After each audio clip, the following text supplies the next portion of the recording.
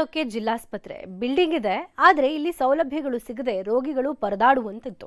CT scan machine ಕೆಟ್ಟು 3 ತಿಂಗಳು ಕಳೆದ್ರೂ ರಿಪೇರಿನೇ ಆಗಿಲ್ಲ. ಬರೋ ರೋಗಿಗಳು ಕೂಡ ಕಂಗಾಲಾಗಿದ್ದಾರೆ. ನಮ್ಮ ಜಿಲ್ಲೆಯಲ್ಲಿ ಸಿಟಿ ಸ್ಕ್ಯಾನಿಂಗ್ ಇಲ್ಲ ಅಂತಂದ್ರೆ ಎಷ್ಟು ಸಮಸ್ಯೆ ಆಗ್ತಿದೆ. 7-8 ಸಾವಿರ ರೂಪಾಯಿ ಕೊಟ್ಟು ಅವನು ಮಾಡೋದು ಬಹಳ ಕಷ್ಟ ಆಗ್ತಿದೆ. ಜಿಲ್ಲಾಸ್ಪತ್ರೆಯಲ್ಲಿ ಸಿಟಿ ಸ್ಕ್ಯಾನ್ ಇಲ್ಲದೆ ಕಂಗಾಲು. ರೋಗಿಗಳ ಪರದಾಟ, ಕುಟುಂಬಸ್ಥರು ಹಿಡಿಶಾಪ. ಸರ್ಕಾರಿ ಆಸ್ಪತ್ರೆ ಅಂದ್ರೆ ಬಡವರ ಪಾಲಿಗೆ ದೇವಸ್ಥಾನವಿದ್ದಂತೆ. ಇಲ್ಲಿ ಎಲ್ಲಾ ಸೌಲಭ್ಯಗಳು ಸಿಗ್ತವೆ ಎಂಬ ನಂಬಿಕೆ ಬಡ ಜನರದ್ದು.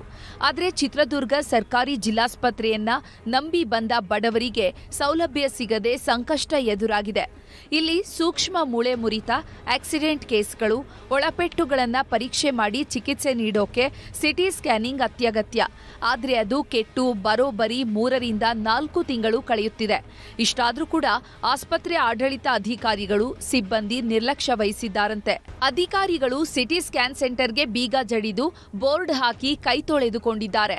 ಇದು ಈಗ ಹೇಳಿ ಕೇಳಿ ವೈದ್ಯಕೀಯ ಕಾಲೇಜು ಆಸ್ಪತ್ರೆಯಾಗಿದ್ರೂ ಇದರ ಗತಿ ಅಧೋಗತಿಗೆ ತಲುಪಿದೆ.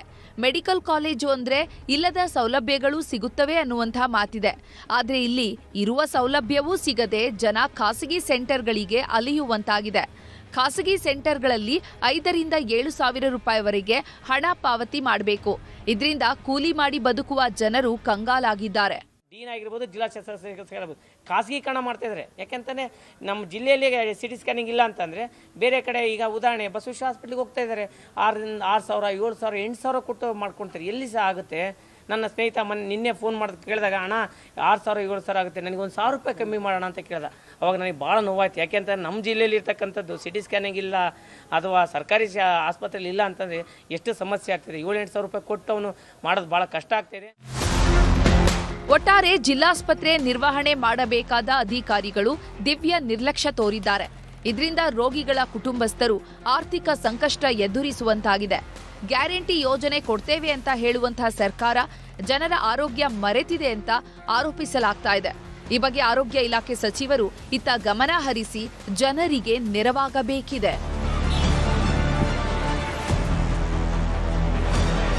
ವಿನಾಯಕ್ ತೊಡರನಾಳ್, ನ್ಯೂಸ್ 18, ಚಿತ್ರದುರ್ಗ.